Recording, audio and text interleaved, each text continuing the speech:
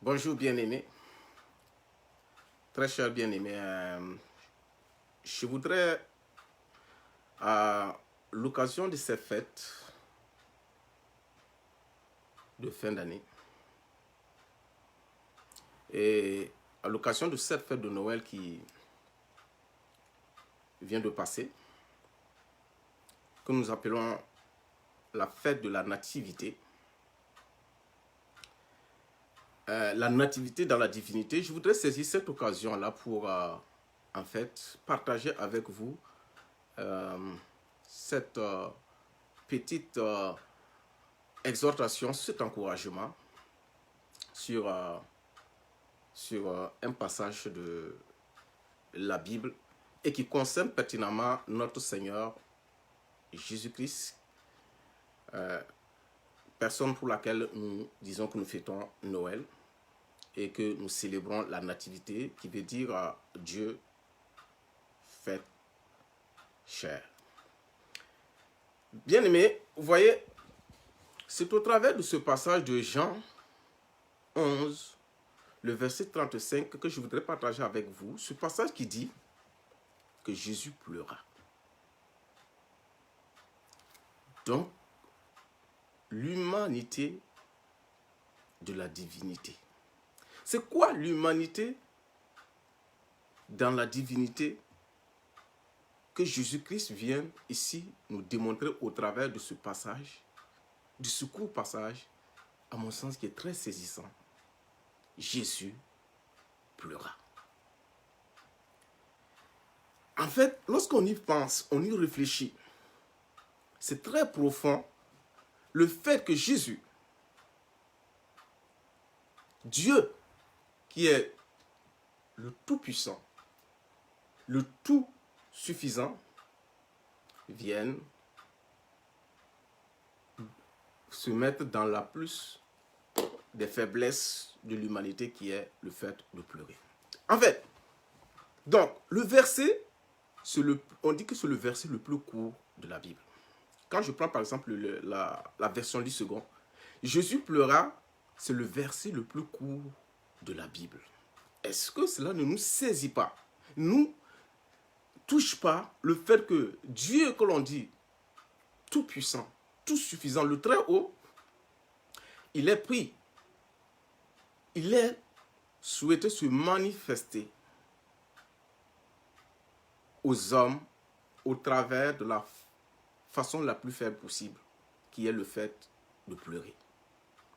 Parce que pleurer, c'est l'un des sentiments que l'humain manifeste qui montre sa faiblesse, qui montre sa finitude. Et Jésus pleura de Jean 11, 35, qui est le verset le plus court de la Bible. Quand on considère la Bible dans sa grandeur, qui, dans plus de 66 livres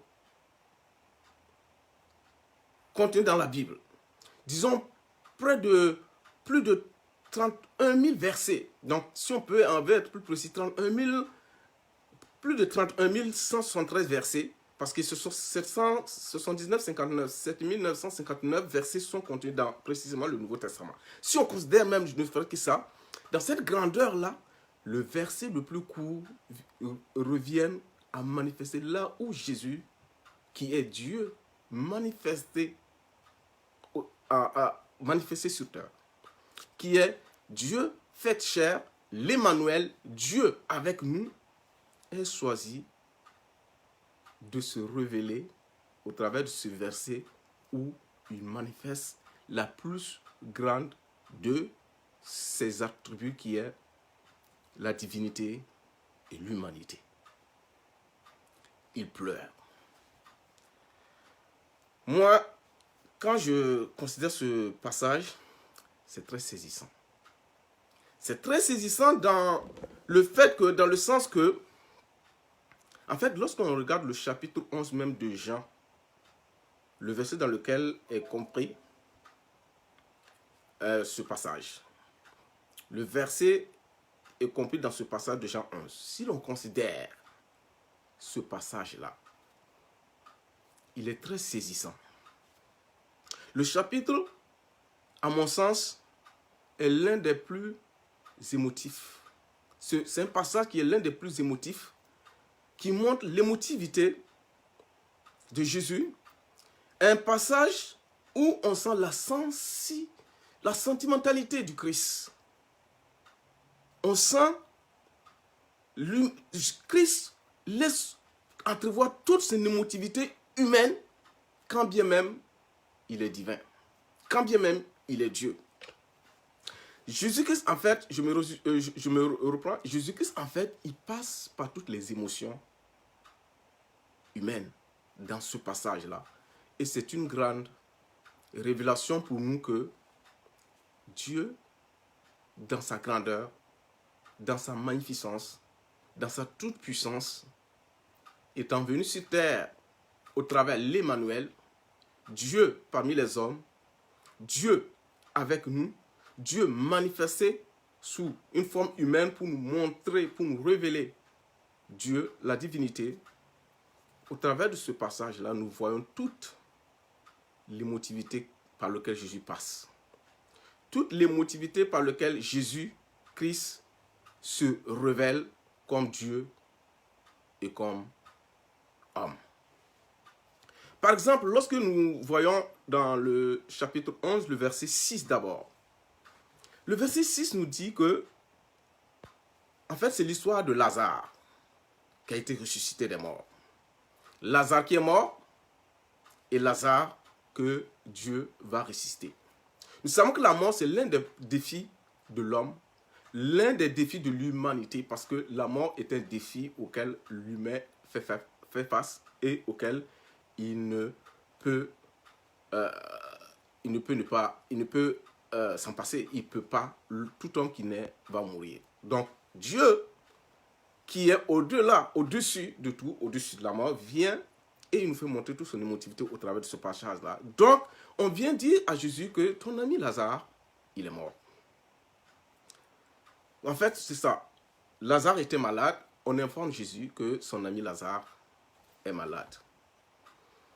Alors, Jésus d'abord va passer par l'indifférence. Le verset 6 nous dit que lorsque Jésus apprit que son ami Lazare était malade, il resta encore dans le lieu où il était. Donc, Jésus, dans ce passage-là, se montre comme indifférent à la maladie de Lazare.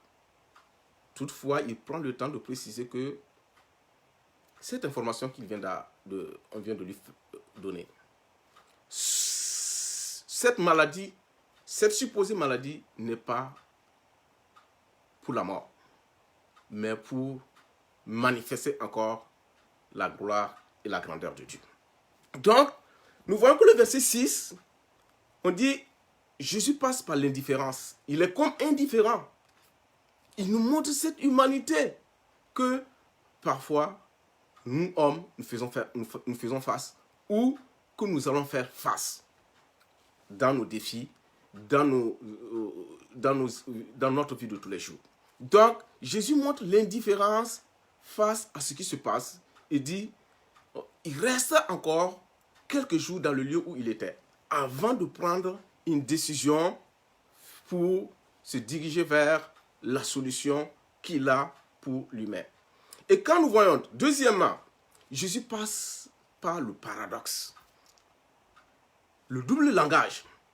Et j'aime ce passage. Donc ça également, il nous montre cette émotivité, cette sentimentalité, cette, comment dirais-je, cette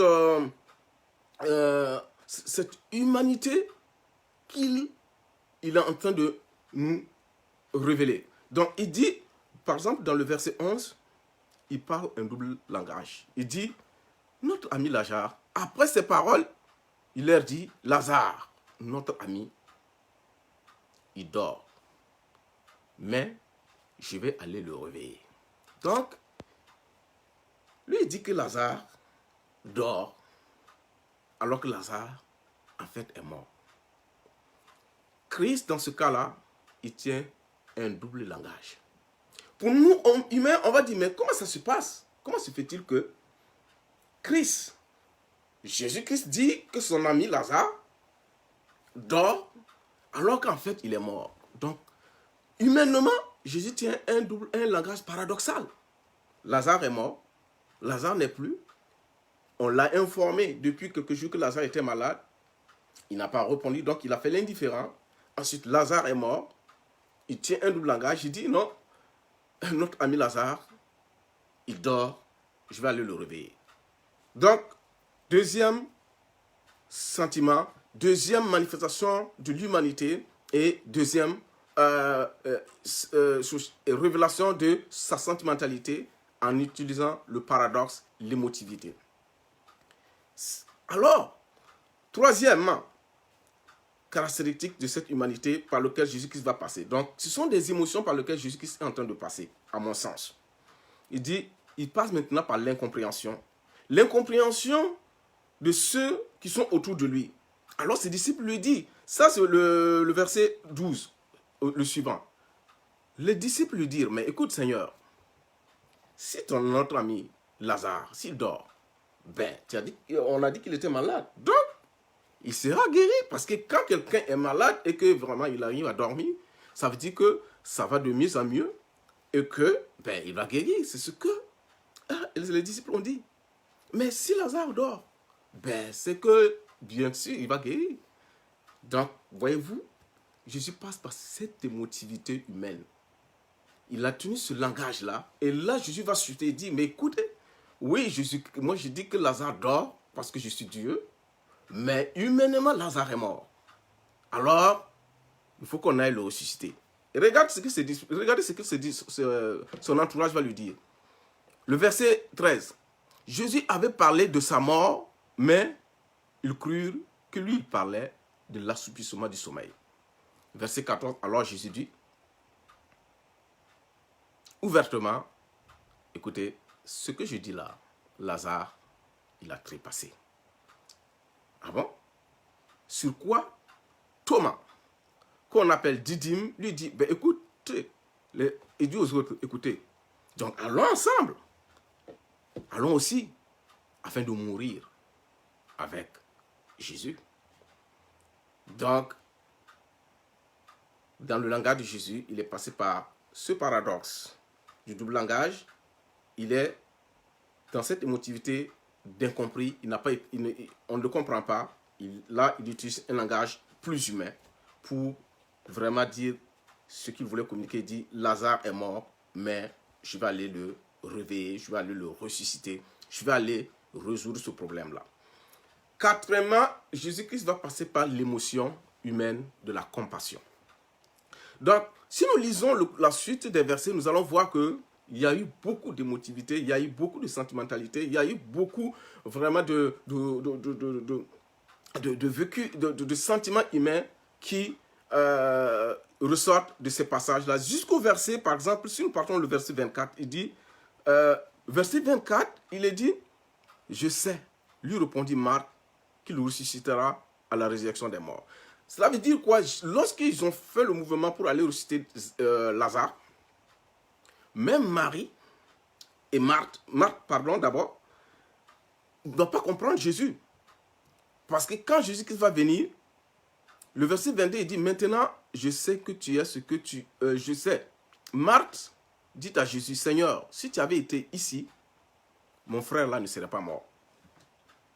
Ça, je dirais que c'est l'émotion du reproche. C'est un reproche qu'on adresse également à Jésus. C'est une autre émotion par laquelle Jésus-Christ va supporter. Si tu avais été ici, Jésus, moi, mon frère, il ne serait pas mort parce que je sais de quoi tu es capable. Donc, Jésus-Christ a dû passer par cette émotion également de subir le reproche. Mais Jésus la rassure. Jésus lui dit, ton frère là, verset 23, va ressusciter. Toujours l'émotion de l'incompréhension, Jésus-Christ va suivre cela. Marthe répondit, oui, je sais que mon frère va ressusciter, mais il va ressusciter quand?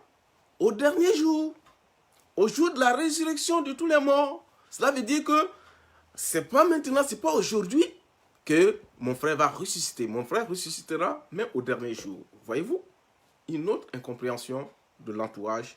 Jésus-Christ vit cette incompréhension de son entourage-là. Ça, c'est également une émotion humaine par laquelle Jésus passe. Cinquièmement, Jésus-Christ va passer par l'émotion qui nous concerne tous ici, dont je parle ici tantôt, l'émotion au-delà de la compassion. Non, allons-y d'abord à la compassion. Donc, la compassion, le verset 33 et 34. Jésus, la voyant pleurer, frémit et fit ému de compassion. Le verset 34 de Jean, chapitre 11. Il est dit que Jésus-Christ est humain, quand bien même il est divin. Jésus-Christ, d'abord, a été ému de compassion. Jésus-Christ, la voyant pleurer, elle et les Juifs qui étaient venus avec elle, frémit en son esprit. Il frémit en son esprit. Jésus-Christ ressentit les mêmes émotions que ressentaient Marthe, Marie et les Juifs qui étaient venus avec elle pour vraiment pleurer. Et quand Jésus-Christ vit cela, quand Jésus-Christ, en analysant cette scène-là, on dit que Jésus-Christ, il a senti cette émotivité, ce sentiment humain. Donc, il frémit en son esprit. Il frémit. Le frémissement l'a saisi, a pris tout son corps. Il frémit en son esprit et il fut ému de compassion. Voilà également une part de vérité du divin. La compassion. Il vient compatir avec l'homme. Il vient compatir avec l'humain, lui qui est divin. Lui, il vient nous manifester ici son humanité. C'est ce que je suis en train maintenant d'arriver. Nous arrivons maintenant au point focal de notre verset qui est le verset 35. Donc, nous voyons, si je récapitule du verset 6 jusqu'au verset 34, c'est des émotions humaines auxquelles Jésus-Christ passe au travers pour manifester, pour montrer que, bien qu'il soit Dieu, là sur la terre, il est en train de vivre cette humanité-là. Cette humanité parce qu'il est né la nativité dans la divinité. Alléluia. C'est là, il dit, quand il a vu toute cette scène-là, Jésus-Christ, au verset 35, dit, Jésus pleura. Et c'est le verset le plus court de la Bible. Dans plus de 3173 versets, si nous prenons la version, par exemple, Louis II, Jésus pleura, c'est le verset le plus court de la Bible. Donc, le verset le plus court, Dieu le plus grand, est venu manifester son humanité dans le verset le plus court, dans le verset le plus diminué, si on peut le dire, sur le plan graphique. En deux mots, Jésus pleura. C'est une grande, pour moi, ça a un grand sens. C'est une grande révélation que Dieu, dans sa grandeur, vient se révéler à l'humanité, l'humanité qui est l'humus, l'humilité, la bassesse. Dieu vient se révéler à l'homme et Dieu qui est supposé tout puissant, qui est supposé ne pas pleurer, là, il manifeste son humanité en pleurant. Jésus pleura. Après l'attaque, après avoir pleuré, après avoir vécu cette vraiment humanité, après cette humilié jusqu'à tel point que Dieu, qui pleure pour l'homme, il va continuer. Donc nous allons continuer dans ce sentiment d'émotivité, dans ce passage qui est très riche à mon sens et qui nous révèle vraiment cette humanité que Dieu nous se révèle à nous, cette humanité que Dieu vraiment nous montre au travers de sa grandeur. Et le verset suivant, il dit, lui qui est Dieu, il va subir les attaques. Alors, on va commencer à se moquer de lui. On commence à se moquer de Jésus. Le verset, si je ne me trompe pas, le verset 35 et 37 et suivant.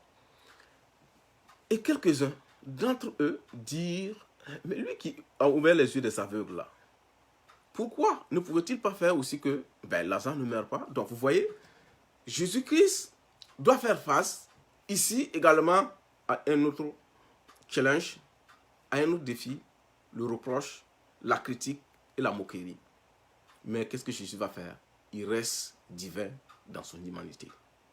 Jésus-Christ reçoit toutes ces moqueries-là, mais il garde son calme. Et il continue. Lui qui a ouvert les yeux des aveugles, ben, il pouvait ne pas faire que Lazare ne meure pas aussi. Alors, il va passer par le doute. Le doute, pas que lui doute, mais le doute de ceux qui sont autour de lui. Le doute de ceux qui l'aiment même.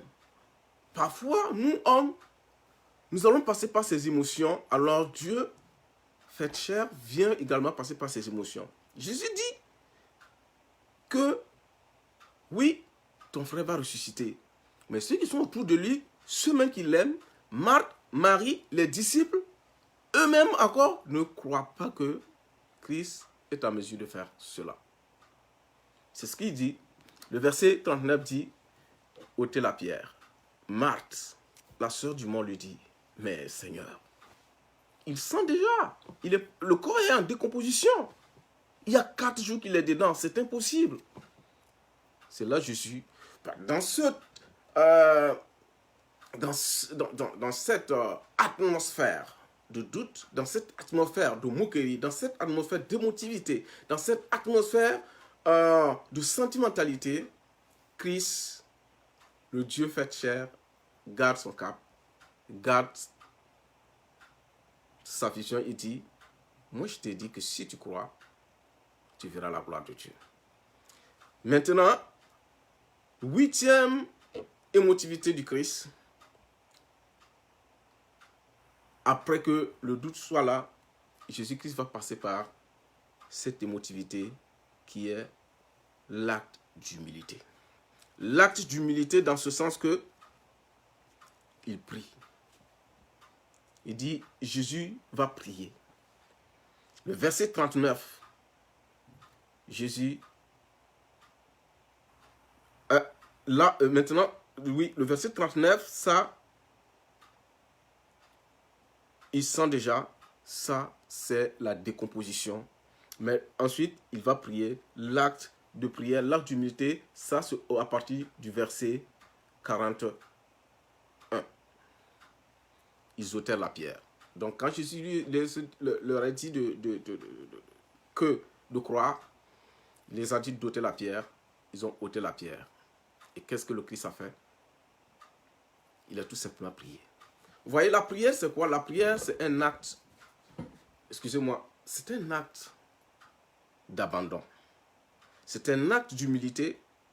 Et Jésus-Christ prie, il dit Père. Vous voyez, là, lui qui était Dieu, il est passé par la nativité, donc venir naître sous forme humaine. Il est homme, et c'est là qu'il appelle Dieu Père. Et c'est par là également qu'il passe pour nous donner cette affiliation avec Dieu qui est le Tout-Puissant et qui nous permet à nous également de pouvoir appeler Dieu Tout-Puissant Papa, Père.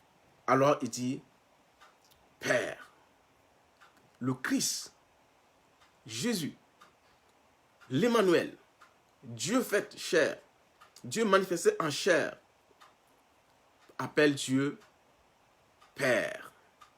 C'est un acte d'humilité parce qu'il a laissé la position où il était, la position de grandeur pour venir prendre la place, la position d'humus, la position d'humilité, la position d'humain. Et c'est pourquoi il dit Père. Père. Donc il prie. C'est un acte d'humilité, c'est un acte d'abandon. Mais dans cette prière, il y a quelque chose de grand également. Il rend grâce. C'est un acte également de reconnaissance. Un acte de louange. Un acte, oui, d'adoration à Dieu. Pourquoi? Parce qu'il sait qu'il y a le triomphe. Il y a le triomphe. Il y a la réponse lorsque l'on s'adresse à Dieu comme Père. Amen. C'est en cela que Christ nous montre son humanité dans sa divinité. Il a passé par toutes les émotions dans ce passage de Jean 11 pour nous montrer que vraiment l'homme a une grande importance.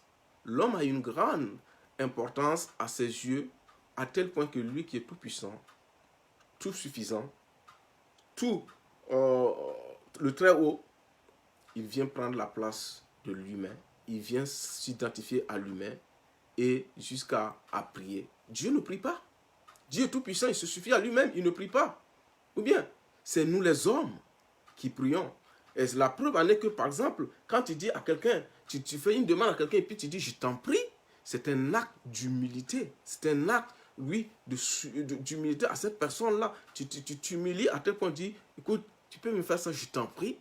Ça veut dire que tu manifestes un acte d'humilité à l'égard de cette personne-là. Alors Christ vient prier le Père, lui qui était assis à l'égalité avec Dieu, le Père, il vient sous la forme humaine et il nous montre par la prière que oui, il prend la forme humaine, il s'est abaissé, c'est pourquoi il dit Père.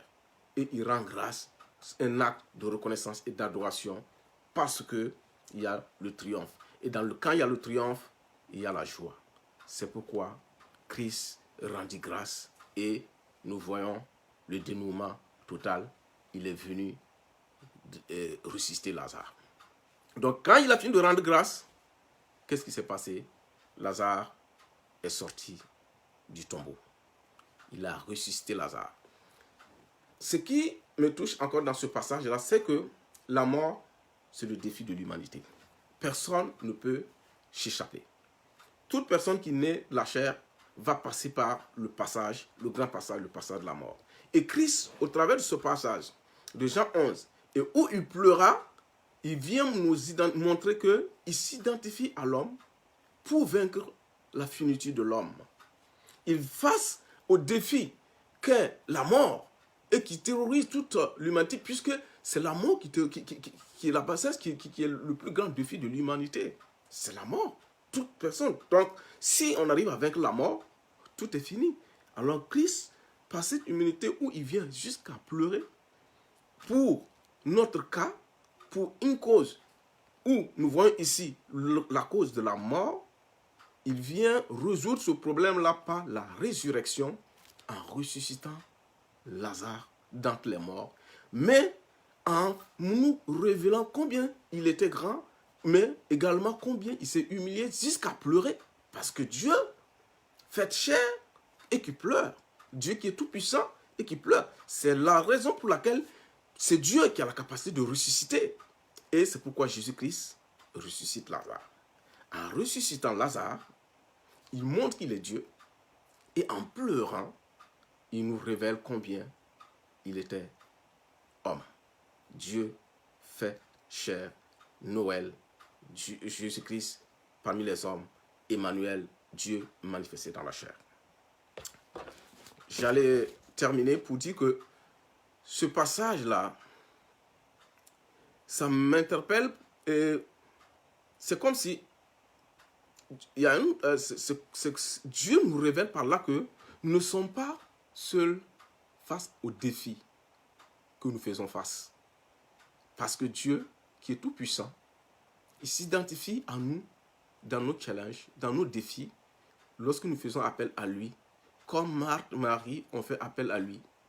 Il peut arriver que Dieu semble tarder.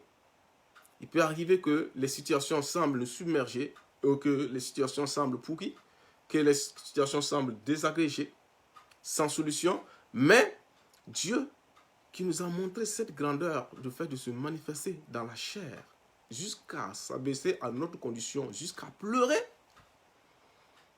nous montre qu'il y a encore de l'espoir, même dans le désespoir.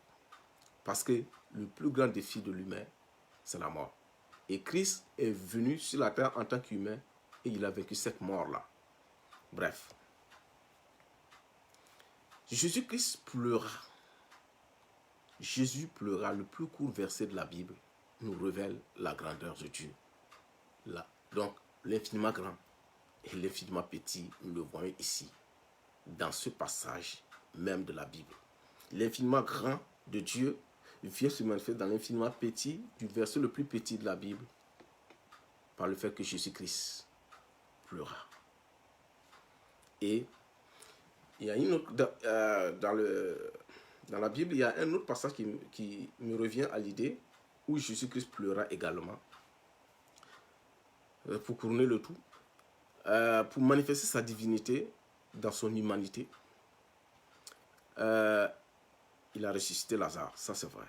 Il a répondu à un challenge, il a répondu à un défi d'une personne ou d'un groupe de personnes. Il a répondu au défi personnel des hommes en ressuscitant Lazare d'entre les morts. Il a répondu aux besoins de Marie et Marthe, de ceux qui étaient autour. Jésus-Christ est venu solutionner une situation insoluble. Mais nous voyons également que Jésus-Christ pleura dans une autre condition et dans un autre passage. Dans Luc, par exemple, je crois, si nous lisons Luc chapitre 19, le verset 41 et suite, Jésus-Christ pleura. Il est bien spécifié là-bas également que Jésus-Christ pleura. C'est les deux passages où vraiment, dans la Bible, dans le Nouveau Testament, il est vraiment spécifié que Jésus-Christ pleura. Il pleura sur la ville. Donc, lorsque Jésus-Christ allait passer la Pâque, il est monté, il est arrivé à la ville de Jérusalem et il pleura sur la ville. Il dit, je vais, si vous le permettez, je vais chercher le passage puis je vais le lire dans Luc chapitre 19, le verset 41-42, il est dit, comme il approchait de la ville, Jésus-Christ en la voyant pleura sur elle et dit, si aussi, au moins en ce jour qui t'est donné, tu connaissais les choses qui appartiennent à ta paix. Voyez-vous, si au moins en ce jour qui t'est donné, tu connaissais les choses qui appartiennent à ta paix. Là, c'est sérieux. Il interpelle. Il fait appel. Il fait face à une situation de la ville. Il fait face à une situation d'un peuple plus grand. Si en ce jour qui t'est donné, tu connaissais les choses qui appartiennent à ta paix. Donc, de l'autre côté, Jésus-Christ a résolu un problème personnel. D'un autre, Jésus-Christ vient résoudre le problème d'une ville, d'une population, d'un peuple. Mais là, il interpelle la ville. Il pleure sur la ville parce que la ville n'arrive pas à saisir les perspectives de la divinité. Il n'arrive pas à saisir les perspectives de la divinité. Et c'est ça qui fait que Jésus-Christ pleure. Il dit, si au moins en ce jour qui t'est donné, toi aussi, tu connaissais les choses qui appartiennent à ta paix.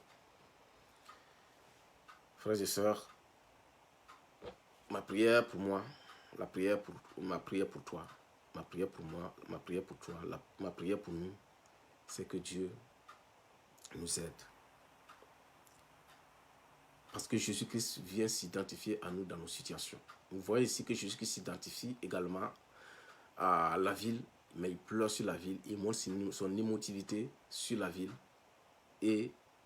Mais dans ce cas-ci, il pleure parce que la ville, le peuple n'a pas pu saisir toute la portée de la divinité qui va contribuer à sa paix, qui va contribuer à son salut. Alors, que le Seigneur nous aide. Que le Seigneur aide en ces temps de trouble où les villes, où je dirais le monde a vraiment traverse des moments difficiles, traverse des moments d'incertitude, que vraiment Dieu nous aide à pouvoir saisir toutes les perspectives de la divinité à notre égard, à l'égard de chacun de nous, à l'égard de chacune, de chacun, que vraiment Dieu dans sa grâce vienne nous secourir dans nos besoins, dans nos difficultés, dans nos challenges. C'est ce que moi je demande à Dieu. C'est ma prière pour toi, c'est ma prière pour chacun de nous.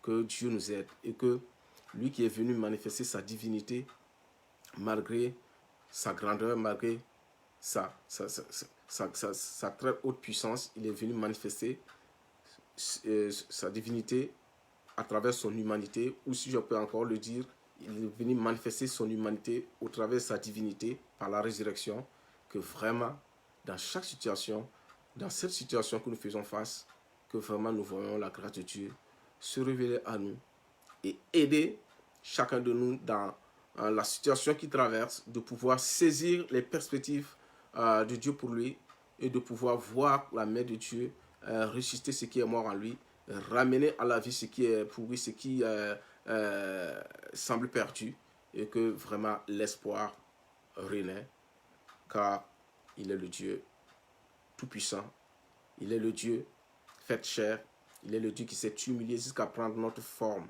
la forme humaine, qui s'est humilié jusqu'à pleurer d'une condition humaine, mais qui nous a montré que quand bien même il était homme, il était aussi Dieu en ressuscitant un corps qui était déjà en décomposition depuis plus de 4 jours. Donc que Dieu ranime nos espoirs, qui ranime nos espérances et qui nous fortifie dans notre quête de sens à tous égards. Et que sa grâce soit avec nous au nom de Jésus-Christ. Merci et demeurez bénis. C'était un encouragement qui, à mon sens, est nécessaire en ces temps où nous traversons chacun pour sa part, je ne sais, chez quel ses défis, ses besoins, ses projets. Donc, demeurez bénis, que la grâce du Seigneur soit avec chacun de nous. Merci, merci et soyez bénis. Bonne soirée, bonne journée. Bye bye.